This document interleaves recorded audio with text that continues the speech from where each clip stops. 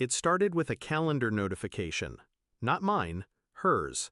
A shared account she forgot to unsync after her new boundaries talk.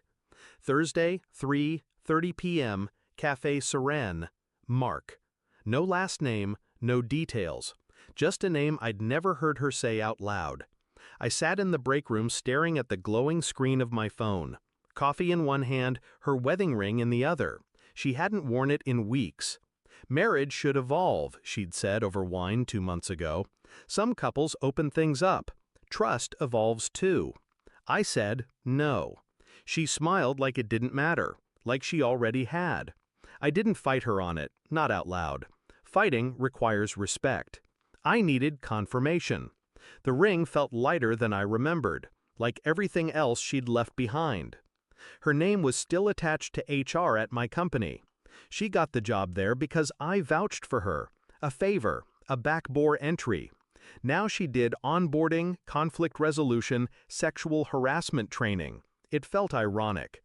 When I walked into the house that night, she was laughing in the kitchen. Wine again, 2 glasses, only one voice. I didn't go in, just stood by the door, listening. No, he said no. Can you believe that? Still clings to that outdated idea of exclusivity. Her voice dropped low, a whisper that wasn't meant to be intimate, just practiced. I've never even cheated, technically. Technically.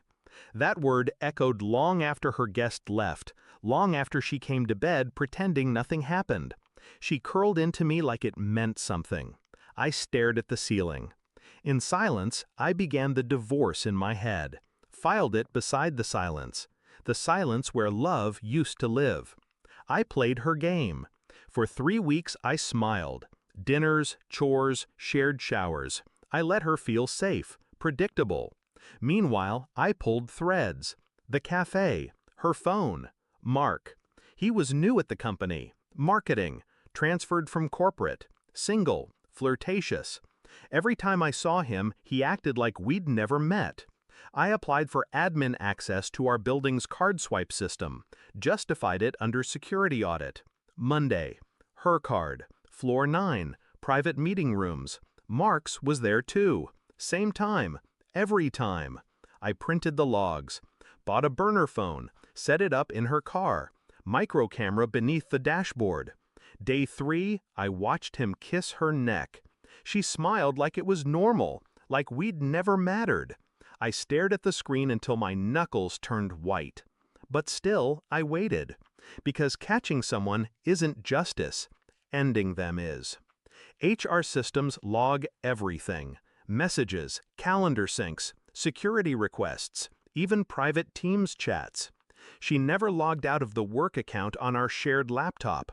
I watched her coordinate hotel rooms under fake training events, watched her lie to women she hired, manipulate younger staff, shield Mark from complaints with phrases like, "That's not actionable," or "Let's keep this internal."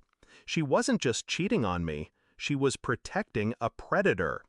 I built a file, screenshots, logs, videos, a 6-month tapestry of ethical rot.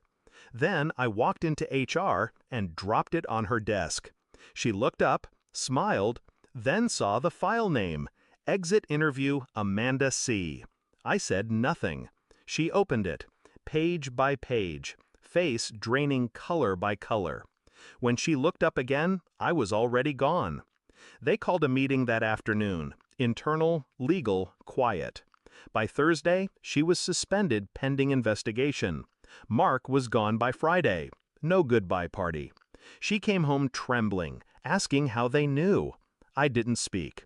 I slid the divorce papers across the table. Her pen was already there.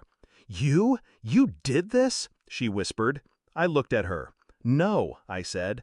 "I let you do it." Silence. She didn't cry, not in front of me. Just sat there, naked, exposed, irrelevant. I stood, walked out, left her sitting in the home she fought to control. She used to say she liked power. Now she knows what it feels like to lose it. I changed my number, blocked hers, took the job overseas. She tried to call once from her sister's phone. I didn't answer. I hear she's unemployed now. Rumors swirling. Hard to explain a sudden resignation after a decade in HR. Harder when your husband disappears without a word and leaves receipts in his wake. Sometimes I check her social media.